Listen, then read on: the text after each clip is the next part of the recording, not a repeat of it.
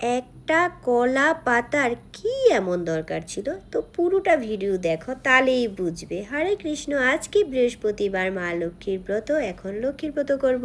তো প্রথমেই আমি আলতা পরে নেব আর বলবো যে ভক্তরাও কি করে লক্ষ্মীর ব্রত করে। তো আমি যখন ইস্কন চিনতাম না তখন থেকেই লক্ষ্মীর ব্রত করি। আর যখন বুঝলাম ইস্কনে এসে যে না, ভগবানের পুজো করলে আর কারো পুজো না করলেও হয়, ভগবানের পুজো করলে সবার পুজো এমনিতেই হয়ে যায়, আলাদা করে করতে হয় না। যেমন গাছের গোড়ায় জল দিলে পুরো গাছটা যেমন তরতাজা থাকে, তেমনি ভগবানকে পুজো দিলে পুরো সবার পুজো হয়ে যায়। তো আমি আবার এই পুজোটা আগে থেকেই করতাম, খুব সুন্দর করে করতাম। তো আমার শিক্ষাগুরুর কাছ থেকেই আমি অনুমতি নিয়েছি যে আমি কি এটা করতে পারি লক্ষ্মীর ব্রত। আমার শিক্ষাগুরু আমাকে বলেছে ঠিক আছে, যদি মা লক্ষ্মীর সাথে নারায়ণকে রাখো তবেই করতে পারবে। তো আমার তো দেখলেই মা লক্ষ্মীর সাথে নারায়ণ আছে, তো এইরকমই আমি পুজো করি। আর খুব বৃষ্টিতেও আমি একটা কলার মাই জানতে যাব। কলার মাইজি বলি আমি আমার মায়ের থেকে, ঠাকুমার থেকে এটাই শিখেছি যে এটাকে কলার মাইজ বলে। এবার কে তোমরা কি বলো সেটা আমাকে কমেন্ট করে জানাও। আর শাড়িটা এতটা তুলে নিয়েছিলাম, এত সুন্দর করে আলতা পরলাম, আলতা অনেক ধুয়ে চলে যাচ্ছে, কিন্তু আমি থেমে নেই। আমি কলার পাতা এনে বৈদিকভাবে, যেইভাবে একদম শুদ্ধভাবে নিয়ম করে মা লক্ষ্মীর ব্রত করা যায় সেটাই আজকে দেখাবো। তো আমি ওই রকম ফাটা পাতা হলে কিন্তু নেব না, আর মাঝখানে যে শির পাতা ছিল একটা, সেটাও নেব না। গাছের ক্ষতি হতে পারে, গাছের ক্ষতি করে পুজো করলে কি আর ভালো লাগবে বলো। তাই সাইড থেকে একটা পাতা নিয়ে নিচ্ছি, হয়ে গেল আমার কাটা। তো চলো এবার বৃষ্টিতে, এখানে তো ছাতাও নিতে পারছিলাম না, আমি কাঁচি ধরবো না পাতা ধরবো। তো এইবার চলো চলে যাই, পাতা নেওয়া হয়ে গেছে আমার। আর দেখো আলতা একদম ধুয়ে ধুয়ে চলে যাচ্ছে, কিচ্ছু করার নেই। তো পাতাটা নিয়ে আমি চলে এসেছি আমার কলপারে, যেখানে আগে আমি পুজোর বাসন ধুতাম। এখন তো জগন্নাথকে নিয়ে উপরে চলে গেছি, সেখানেই একটা কল বানিয়ে নিয়েছি।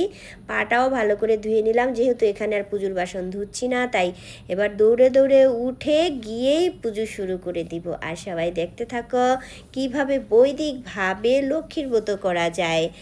এখন আমি দেখো শাড়িটা ঠিক করে নিয়েছি, কতটা উঁচু করে নিয়েছিলাম। এইবার এখানে 5টা কড়ি, ধান, তিল, আমের পল্লব, বেলপাতা, দুর্ব, এইগুলো সমস্ত সব কিছু আমি বাড়ি থেকেই জোগাড় করেছি। আমাদেরই আম গাছ থেকে, আমাদেরই বেল গাছ থেকে দুর্ব নিয়েছি, ওই বাগান থেকে। আর জানো তো, এই যে বাড়িতেই সব কিছু আছে, এটা কিন্তু জগন্নাথেরই কৃপা, কিচ্ছু কিন্তু কিনতে হয় না। এবার ধান আর তিল আমি কৌটোতে নিয়ে নিলাম, কারণ আমার কৌটোতে বাড়ন্ত হয়ে গেছিলো। আর সমস্ত জিনিস শেষ হয়ে গেলে সেটাকে আমার মা দেখতাম বলতো বাড়ন্ত হয়ে গেছে, তাই আমিও সেটাই বলছি। এইবার অনেক মোটা করে সিঁদুরটা আমি ওই কলার মাইজেই গুলে নেব। ওখান থেকে আবার কলার মাইজেও কিছুটা নিয়ে নেব, এখান থেকে আর নিচ্ছি না, এটা একটা আমার ভুল হয়ে গেছে। আমি কলার মাইজের থেকে নেব, ওই মুটখাতে গুলা শুরু করে দিয়েছিলাম। ওটা যখন কলার মাইজটা না নিই তখন করি, তো একটা অভ্যাস হয়ে গেছে আর কি। যাই হোক, এই কলার মাইজে নিয়েই এখন করে নেব। সিঁদুরটা গুলে নিয়েছি, চলো এবার আগে মায়ের কপালে দিয়ে আসি। মাকে আগে সুন্দর করে অর্জন করে নেই। তো আগে আমি মায়ের কপালে দিব, তারপরে ঘটে আর সব জায়গায় দেবো। আর মায়ের কপালে দিয়ে সেই প্রসাদী সিঁদুরটা আমি আমার কপালে নিয়ে নিলাম নমস্কার করে, হাতটা ধুয়ে আবার বসে গেলাম। এইবার ঘটে মোটা মোটা করে 5টা ফোঁটা দিয়ে নেব, আর সব জায়গাতে 5টাই করে দেবো। আর যেই বাটাতে আমি ঘরটা বসাবো এখানেও 5টা মোটা মোটা করে ফোঁটা দিয়ে নিলাম, কড়িগুলো তো সিঁদুর দিয়ে নিলাম। এবার অনেকটা ধান আর তিল দিয়ে একদম উঁচু করে ফেলবো, 4-5টা মতো কিন্তু দেব না, অনেকগুলো দিয়েছি যাতে সুন্দর করে বসে, নড়াচড়া না করে। এমন করে দিয়ে এবার আমের পল্লব তো তোমরা সবাই জানোই যে বেজর নিতে হয়, তাও বলছি আমি এখানে 7টা নিয়েছি। 7টা পাতা নিয়ে যে পল্লবটা হয়েছে সেটাই এনেছি। 7টাতে আমি সিঁদুর দিয়ে দিয়েছি, কলাতে দিয়ে দিয়েছি, হর্তুকিতে দিয়ে দিয়েছি।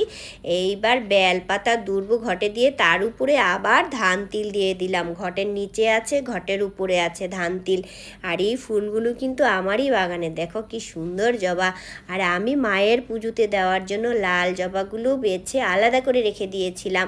ভগবানের পুজোতে কিন্তু জবা ফুল দেয় না।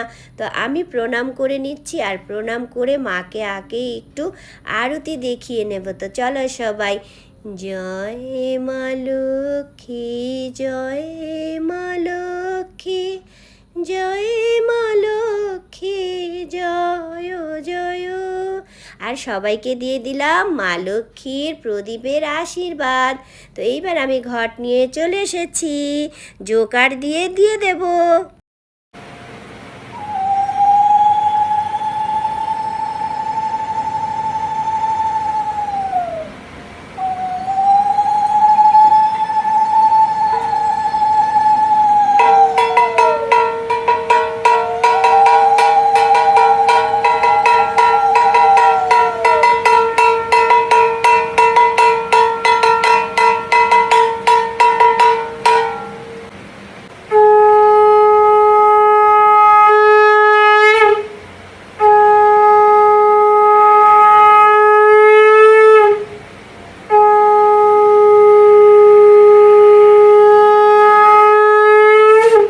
হরে কৃষ্ণ, হরি বল। আমার ভুল ত্রুটি হলে ক্ষমা করবে সবাই।